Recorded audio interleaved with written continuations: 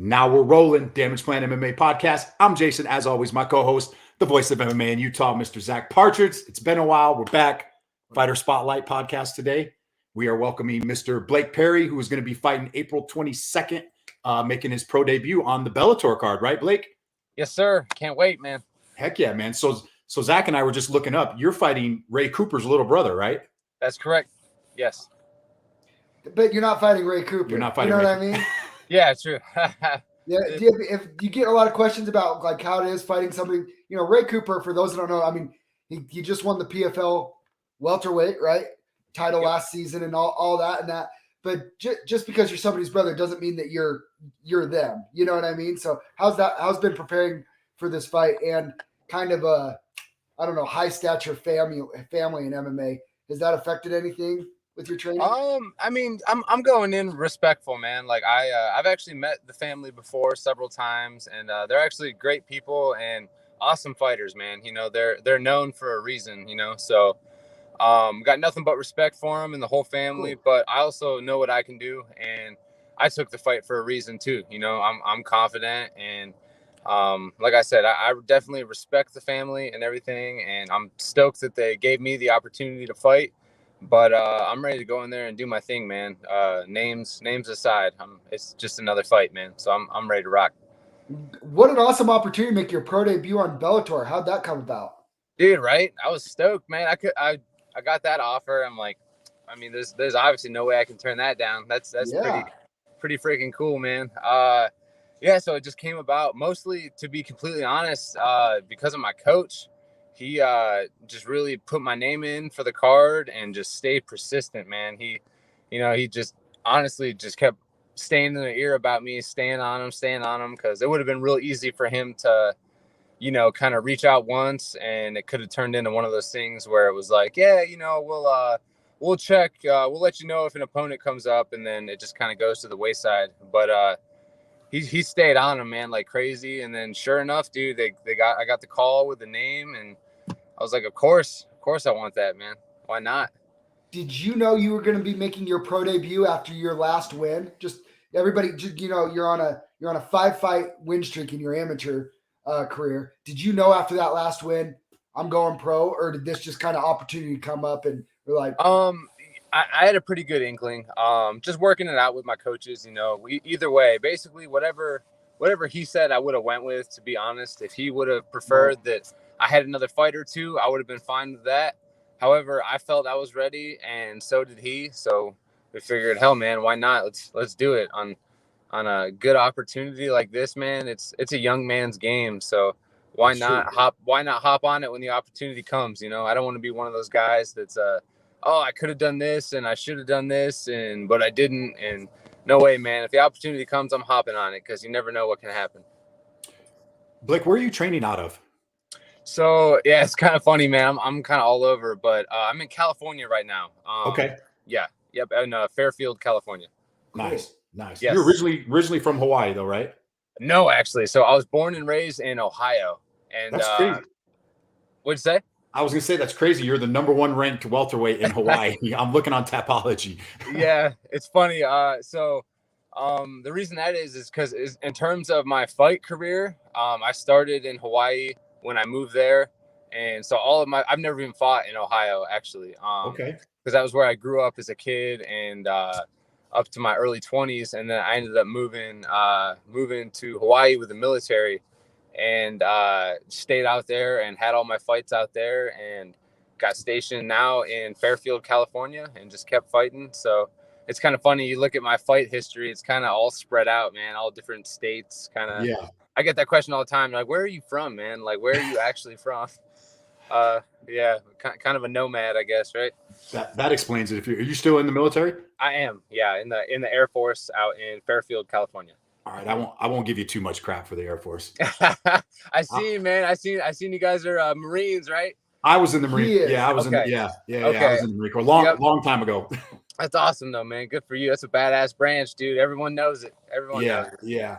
So what? Give everybody out here, listeners, because a lot of our local listeners aren't going to know. Tell everybody, like, what's your background? Are you a wrestler? Are you a striker? What can people expect from you April 22nd? Yeah, so I grew up wrestling, right? In Ohio. It's pretty much there's that, or hanging out in a cornfield. There ain't much to do, man. So especially in the winter, all the little kids wrestle, and there's no way in hell I was coordinated enough to play basketball. So I got involved in wrestling when I was a little kid,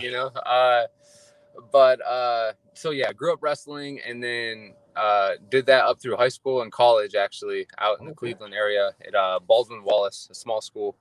And yeah, man, it was kind of an easy transition from there into more jiu-jitsu stuff. And then I figured, I was like, I always kind of wanted to do MMA, and it was kind of always in the back of my head since I was a little kid. I remember watching fights with my dad and stuff.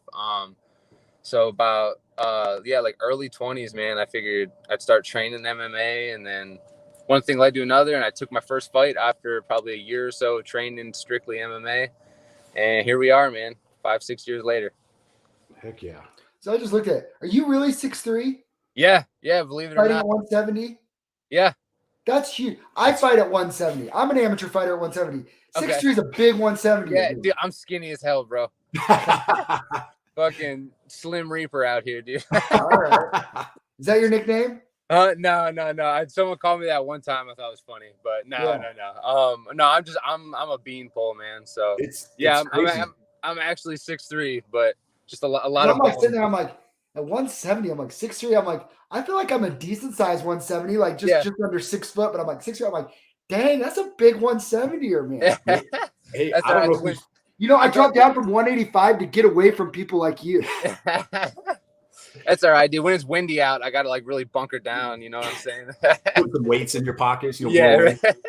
Boy, looking at your Tapology picture that they have on here, you look jacked. Like you look like you're huge in that picture. Dude, there's a reason that's my Tapology picture, right? So so you're in charge of it, right? So like I can like email in the picture I want. And dude, the moment I seen that picture, I was like, that's the one. That's it. That was good. Because it's so misleading. It's like not how I look at all. So I was like, that's the one that I want everyone to see always. You're going to be getting in people's head before it even starts. Like, hey, I don't want to be part of that dude. Yeah, right. Then they see me and they're like, oh, what? oh, he's skinny. Yeah, what? Is this his brother or something? What? Mental warfare. Yeah, right. That's funny. So I have a question. So the family. We know what we know Ray Cooper and stuff like that. Where do you feel like you have advantages in this fight, and what do you have to be careful for with him and respect from what he brings? So first off, I mean, there's the obvious ones of, the things you got to respect for, the family, and then him specifically. I think his pro debut, I think, was like 6 or 7 seconds or something like that. Like the dude's got crazy knockout power. They all have that one punch knockout power, and they're all very good wrestlers. For sure. And then where I usually shine is I have pretty solid grappling and good cardio. If you're gonna be 6'3", 170, you're obviously not gonna be the strongest dude, but you better have good cardio. So so that's always kind of been my thing, just good cardio, and then a pretty solid, like, the obvious stuff, like trying to use my length on my feet, and then use those skinny limbs to choke some fuckers out, Yeah, you skinny guys, those guillotines, those little red parts will sneak in there. Man. Exactly, man. Exactly.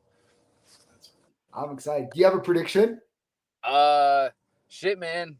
I don't have nothing too fancy, nothing too exciting, but I'm gonna go out there and get the win. I know that. I like it, man. We're excited to watch you throw down. Do you have any sponsors? Anybody you want to give a shout out to before we let you get out of here? Oh yeah, man.